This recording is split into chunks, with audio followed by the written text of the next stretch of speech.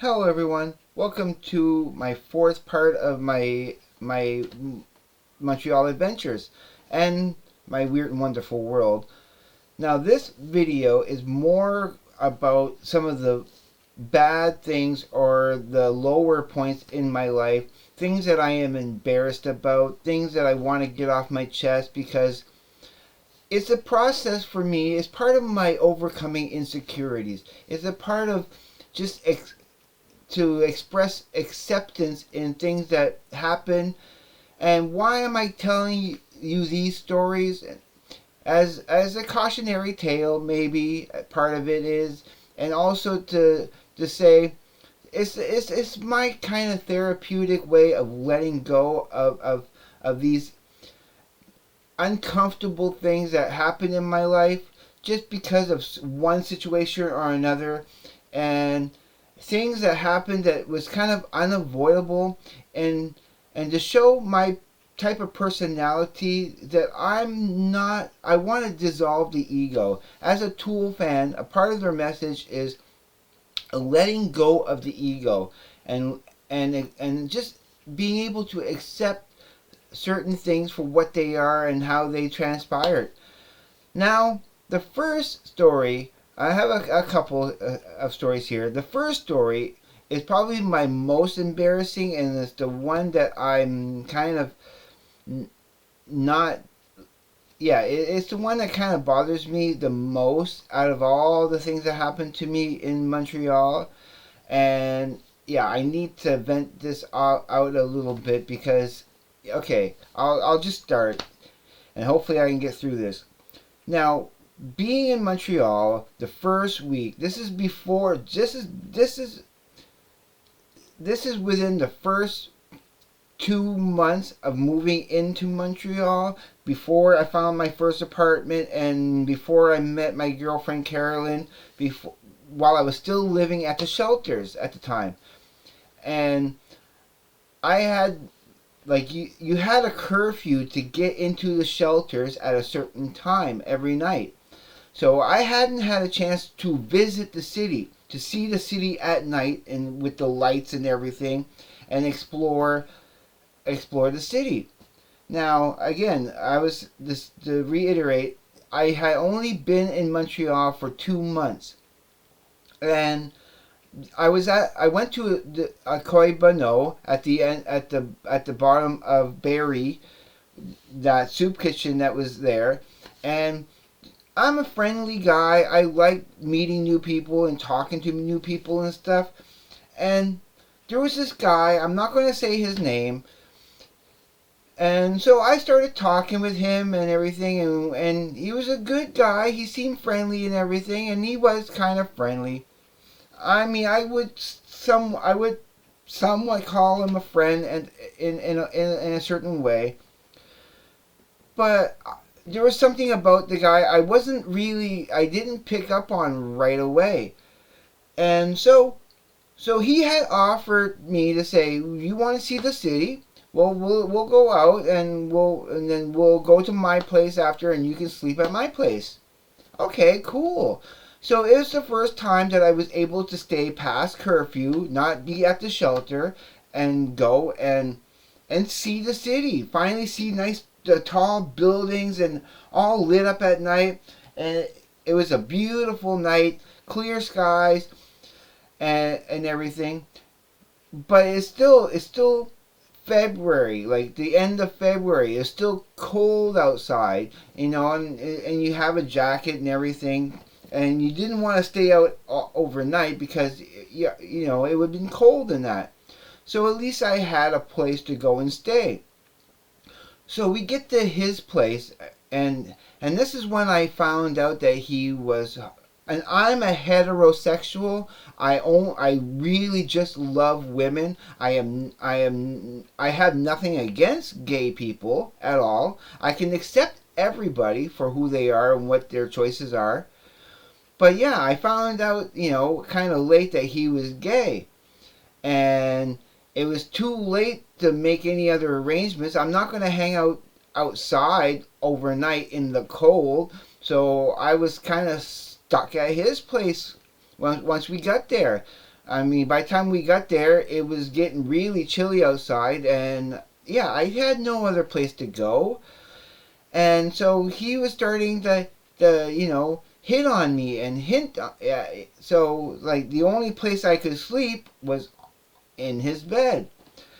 Now, I will tell you, he did things to me that made me feel very uncomfortable. I was like, the whole time I had my arm around my head like this, and I wasn't looking. I was not attracted to him at all. But it was I was kind of trapped there for the night. And so he did some stuff to me. I didn't reciprocate. I didn't do it back. And after the deed was done, like, nothing too, nothing too bad, but he gave me a BJ. And no, I was not. I didn't like it. I didn't enjoy it. It was. I felt terrible and rotten about myself. Because I love women. I like I said, I don't have anything against them, but I felt violated that night. So I slept kind of poorly because he was all cuddled up against me. I was kind of cuddling myself, and he was cuddling me. And then in the morning he made me breakfast, and I couldn't wait to get out of there. I was Yeah, it was not a good time for me at that moment. It was the first ever time and the only time I ever had any encounter with another man. And I want to state that it's not my thing. I love women. I was so happy to find my girlfriend after another couple of months of living there. And it was something I haven't talked about it to anybody. This is actually the first time. This is like a confessional for me. So that sort of happened to me, and it really, yeah, I did not enjoy it at all. Another thing too, it's a separate, completely separate incident. I had been living in this second little story, kind of related to the first story in a small way.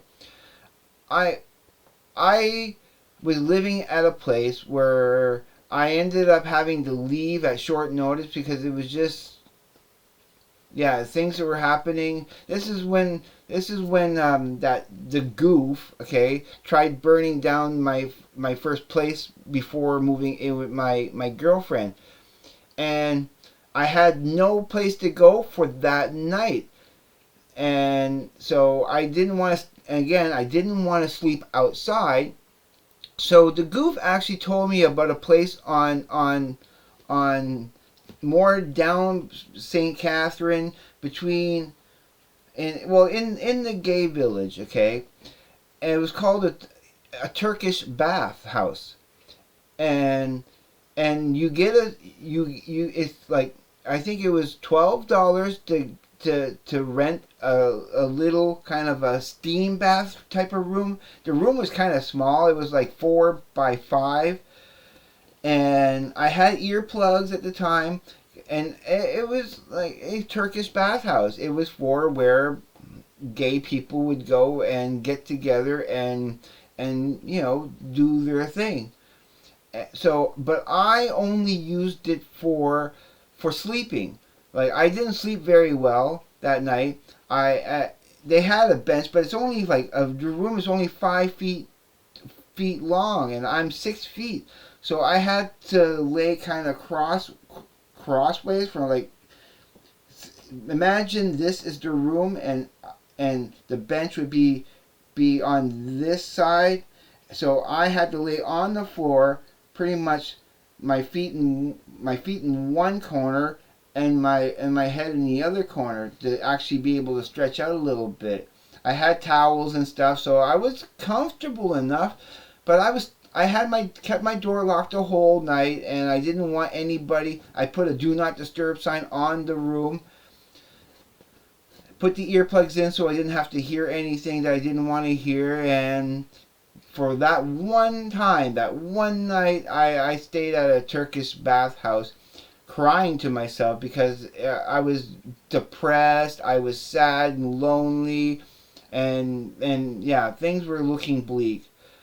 So that's another thing that happened to me while I was in Montreal. But I went and I've had found a temporary place to stay for that was actually pretty decent. So so that's another little short story of that kind of thing happening to me. And yeah, so now I'm going to switch gears and tell another story where basically up in yeah, okay. My next story is to do with a drug that I want to state very seriously, I do not condone it. I am not advocating for people to do this whatsoever. This is something I regret doing at the time. This is what years later when I was living at the Salvation Army men's shelter, the Boo Center. I had paid my rent.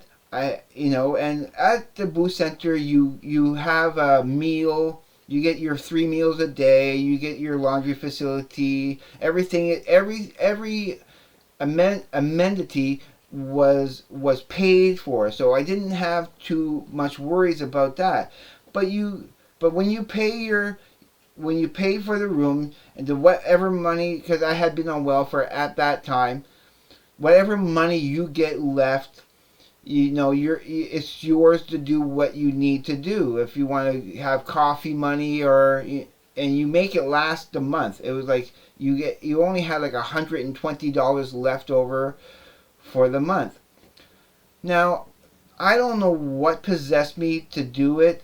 Okay, I took that $120 and I spent $20 of it. And again, I want to stress: do not do this. I am not condoning this whatsoever. This is a warning never to do this. But I went out and bought a rock of crack cocaine. I took $20, and then, as you know, how crack cocaine kind of works. When you puff it, you get a high for maybe a minute or so. It's a very short buzz, but then the need for more especially within that first hour of smoking it, is intense, and you want more. If you can go and not get more within the first hour and an hour and a half, then you're fine. Then you're like, it wears off, and then you don't want any more. I was never addicted to it. I only did it that one time. I tried it once before with a friend, well, the goof, and so I kind of knew what to expect, and I wanted to re-experience that experience just one more time to see, how it. I don't know, because I was I was in a low point in my life. I was kind of depressed, and I just needed something to experience that was different than what I was going through at the time. I wanted to, for the moment, leave this world behind and go into a different state of mind. Yes, I don't condone this. Please don't smoke crack. It's terrible. I hate it. Now I will never smoke it again, ever. But yeah, I took $20 and went and smoked it. And of course, within a half an hour, I spent the rest of my money and bought more crack. Yes, it was terrible. I spent all my spending money for the month.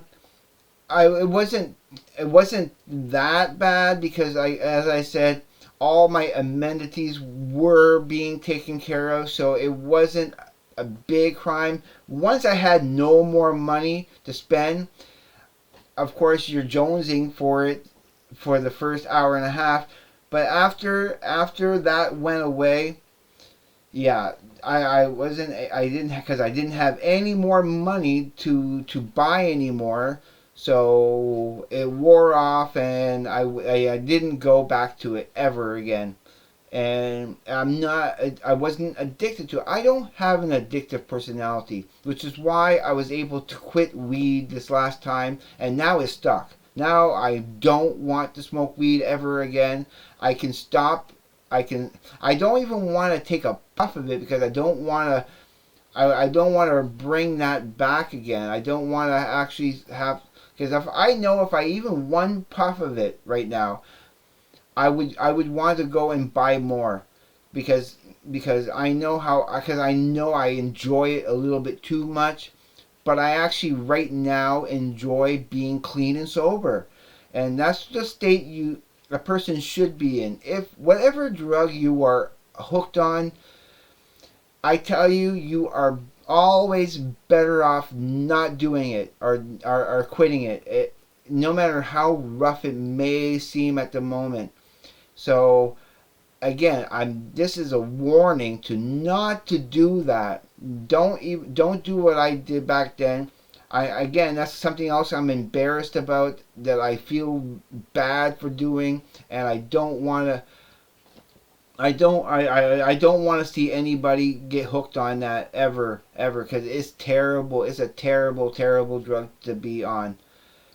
Now, I kind of want to switch gears and start talking about some positive things. I don't want to end this on a negative note. So I do have some positive, you know, some positive stories to tell. I want to actually talk about some of my fun times, and it's particularly at the mountain. We had Mountain Royal, and I used to love hanging out around Mount Royal, especially at the park, the Sir George Etienne Cartier Park, or Cartier Park, and also I like to spend time at the Mount Royal Park and that.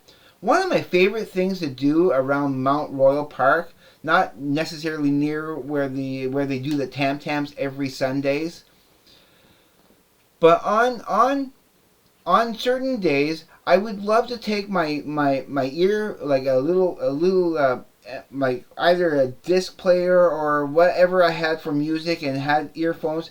I would find a secluded area in Mount Royal Park, and it was a way for me to just get out my frustrations, and to get out these negative, like I would take the music, my favorite music, whether it be Tool or anything I was listening to at the time, go and find a secluded place in the park and just sing to it at the top of my lungs, as like pretend that I was on stage, and singing my favorite songs, and being a rock star.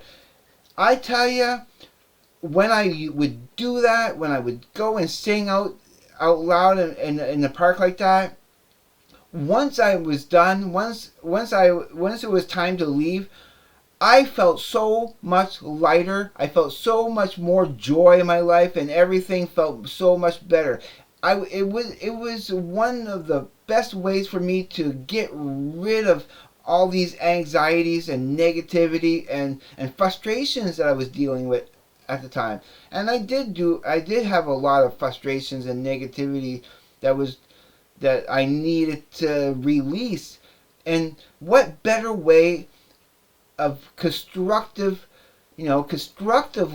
getting rid of all that negativity is to find your favorite music that you love, because music for me is the most powerful. It's the best thing ever. It's the one thing that really fills me up with joy, and makes everything better. I cannot live without music. Music is the most essential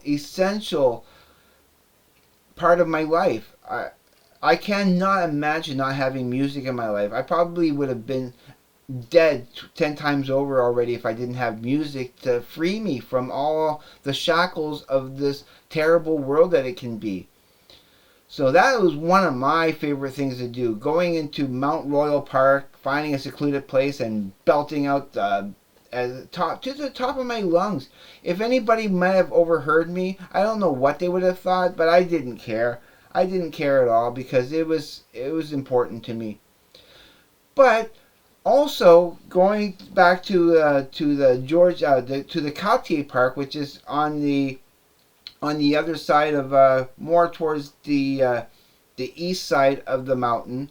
I used to hang out there especially every Saturday and Sundays when they had the tam tams, which is they a bunch of people would gather around that statue of Georges Etienne Cartier and play bongos, and sometimes they'll have a person with a guitar, and it was such a bohemian type of atmosphere, and I loved going there as much as possible. Every weekend, whenever I had a chance, I would hang out at that park. One day, didn't okay, wait, first of all, it was a place I used to like going to get my weed, because right next to, not too far from Jacques Cartier Park, it was the best deal in the city to buy weed. There was this off of Park Avenue that was just not like right there on the edge of park of the Cartier Park.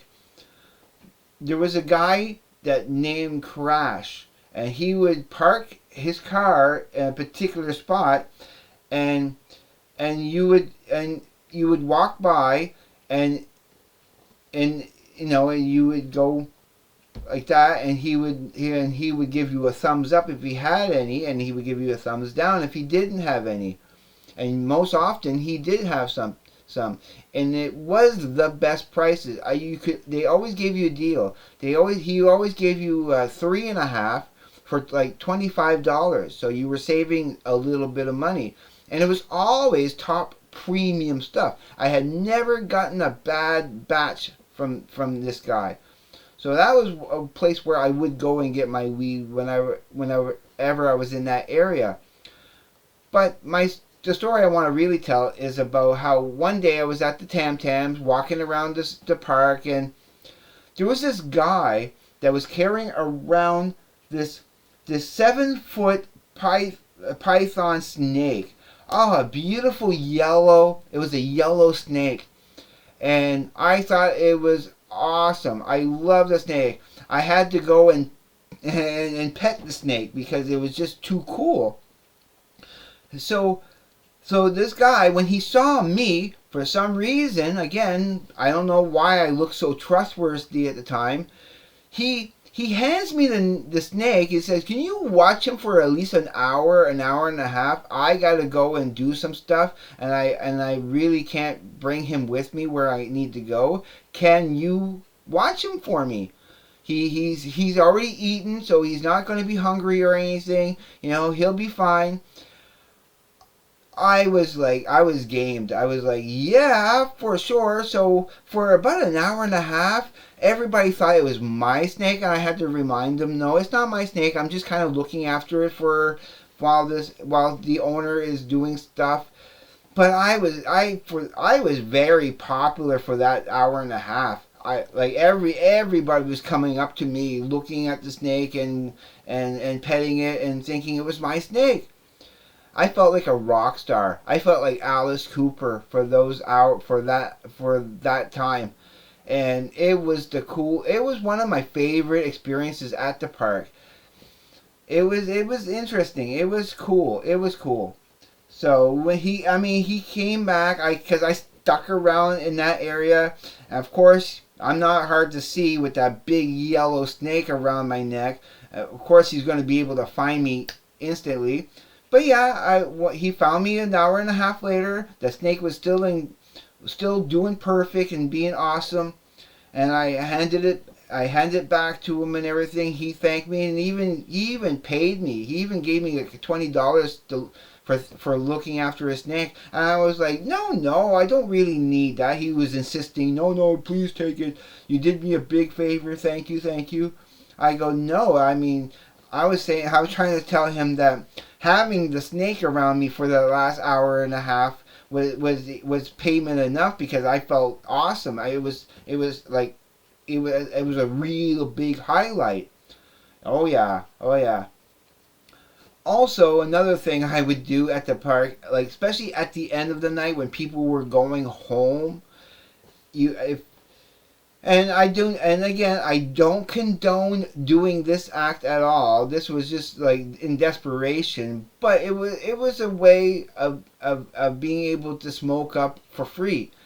I would have a container with me, and as people were leaving and going, you because everybody when they went to Parc Jean Cartier, the Georges Etienne Cartier Park, a lot of people smoked. People smoked in the park. Police would go by and everything, and they wouldn't say anything. It was one of the again another one of the few places where people could go in the city, especially on Sunday, where people could go and smoke up and not be bothered with the cops. Even though it was illegal, the cops didn't bother people. They never. That's one thing about Canadian police. They especially in Montreal, they have an understanding. They wasn't always there to push policy and to push the law on people especially when people were not causing any problems. They were just there to relax and enjoy themselves and all that stuff. But I would go and have my little container and walk around everywhere in the park and picking up little roaches, these little weed roaches, and it didn't take long. Within a half an hour, you had to have a half a container, or sometimes a full container full of roaches, and I would actually make that last for the week until the next weekend where I would kind of do it again. It was just a kind of a bit of a ritual for the tam tams and yeah, it was. I don't condone doing that, but I always kind of broke them apart and piped it because it was the cleanest way to smoke it. You didn't want to smoke the roaches like that from other people when it touched other people's lips. So I would get home, I would break them all up, put them in another container of just the roaches. And I tell you, you never know what you're going to get. Sometimes they were a little bit laced with this and that, and you get a different kind of encounter. Yeah, that was an interesting time. Now, another quick little story I want to tell is how one day, this is interesting, and completely a different story, but it's still kind of drug related. And again, I do not condone anybody ever doing this because I was just kind of stupid at the time. I was adventurous and I wanted to experience different things. I was being experimental with myself. But again when I was living at the Salvation Army men's shelter, and didn't they? I was like, it was next to a location called Old Burgundy, and where it was kind of the hood of the block, and where a lot of thugs and that kind of lived. Didn't I find a tiny little baggie that had two heart-shaped pills in it, and I knew right away it was ecstasy, and I had never ever tried ecstasy before. So I found it and I had it with me and I took it, and like it was just on the street, like no one was around. I found it. I mean so and I was curious. I wanted to try it for the first time and see what it was about.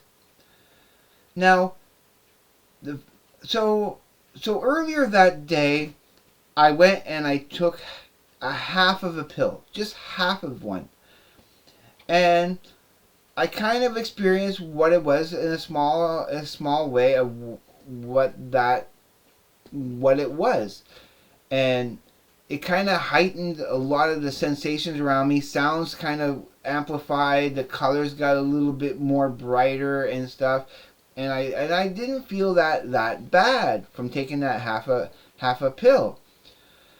But then I waited until until later that night, like at least a good was it 10 hours later at night. It had worn off like way before then, and when everybody was in bed and locked down and that, I was not locked down in that way, but I had my door locked and I was in for the night. I wasn't going out.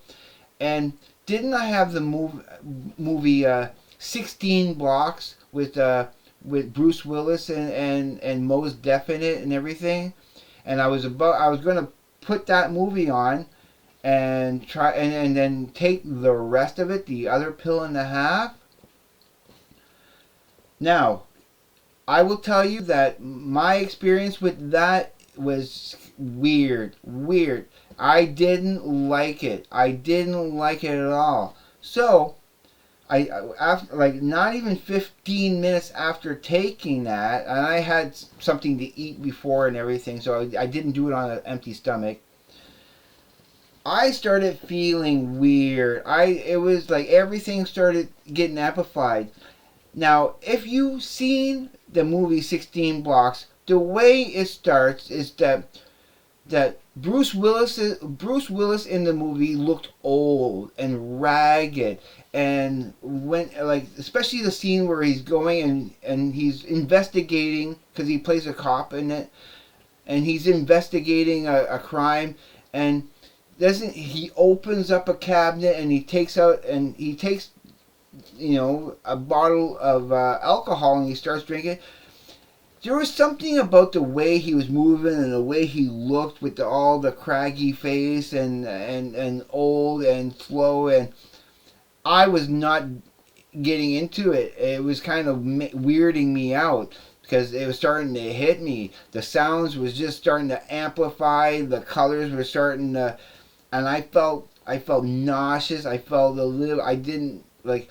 What I should have been doing is because ecstasy is something you take while you're like dancing and you're exerting energy, and it's supposed to heighten all that feeling and everything, but it didn't hit me the right way at all. So very like I had all my movements needed to be deliberate because I didn't know what to do with myself really. I didn't know how to move properly, and so I very carefully grabbed the remote, turned the movie off within the first 15 minutes because it was just creeping me out. It was just weird seeing Bruce Willis looking like that and acting like that. It was bumming me out, and so I had to lay down. I lay down on my bed. I wasn't wearing glasses at the time. It's only years later that I needed glasses. But I had to lay down very carefully, had my hands over my face like this, breathing, like trying to breathe steady in and out, and tried to block out all sensations. So all I was listening to, and like I had to shut my brain off. I had to shut my brain off. So I laid down and I just listening, pure intent listening. Not even, I wasn't thinking, I was just pure listening to the traffic outside because I had the window open. I needed the fresh air coming in. And I just listened to the traffic and the noises from outside. And thank goodness that within a half an hour, the peak of the buzz went down dramatically, and I felt after a half an hour I felt more normal, more at peace. So I was able to get back up, turn the TV back on, and finish the movie. And I felt okay. I felt the residue of that even after a half an hour of.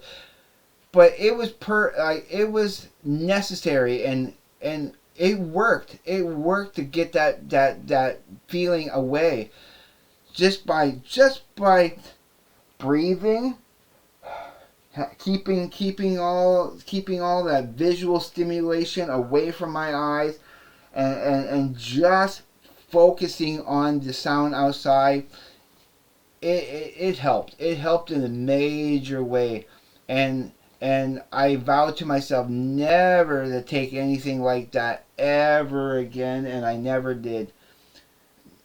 So that was another experience that I had done, and again, I please do not do that, because you don't know how it's going to affect you. Because I had at the time, I was sort of learning about meditation and spirituality, and I was able to kind of use that to help me get through that awful feeling that I had at the time. I have more stories about that eventually that I will talk about, but those were some of the stories that I went through. Now, I know it's up and down, and I kind of ending it on a sad note a little bit, but no, I don't regret those experiences at all. It kind of made me a better person in the end, and if I didn't have all these things happen to me from Montreal, I wouldn't be able to be the person that I am today. Because I was always tried to be a good person, but I my time in Montreal was incredible. I will not trade any of it for anything anymore. Even though at the time I felt bad and embarrassed about some of the things that happened to me, but it's a part of life. It's a part of experience, and you need to use it constructively to build yourself up rather than to than to be all conscientious and tear yourself down. I used it to make myself a better human being. In Montreal, anything kind of went, and any yeah, I did things in Montreal, and I had experiences in Montreal that that was not pleasant, but still I was there in Montreal to have those types of experiences, whether I wanted to or not. I mean, that was the reason why I went to Montreal, was to find who I was inside, who I really am, spiritually. And I hope that this story will hit you in a way that's going to make you a better person, and to learn from my mistakes rather than to copy my mistakes. I really do not suggest the negative things that happen to me. I do not suggest that you go through any of that. If you can avoid it, please do. Please do. But remember those good things that happened, with like going to the Tam Tam and having that snake around me. That was one of the highlights that I wanted to actually say today. But I needed to vent some of these more negative stories that happened to me in a process of trying to, like I said, to overcome my insecurities, and hopefully inspire you to be a better person, and so that you don't make the same mistakes that I did. So now, after saying all that, I really want to say, if you enjoyed these stories and if you got something positive from it, please hit the like button down there. If you didn't like what you heard, you can hit the negative, the thumbs down. It doesn't really matter to me, as long as you had a reaction to this in a way. I really hope you had a positive reaction to this. Please leave a comment to tell me what you thought of this adventure. And if you're not subscribed, please consider subscribing. Before you subscribe, please go back and watch some of my older videos first, so you understand what type of videos I want to make and trying to make for you guys. Because I'm looking to create a community. It's not just about subscribers and viewers and that. I want people who watch my channel to like what they see. and hopefully you get something positive from it. That's my goal in a way. And I want my other stories to be on more positive. I just had to kind of give you a more of the bizarre and negative stuff that happened to me from this story. I don't want to ramble too much longer, so I'm going to leave you go here. And as always, and I mean this, be safe. Safer than I was. Take care. I will see you on the flip side. And please have a great day, evening, night, wherever you may be. Peace, everyone.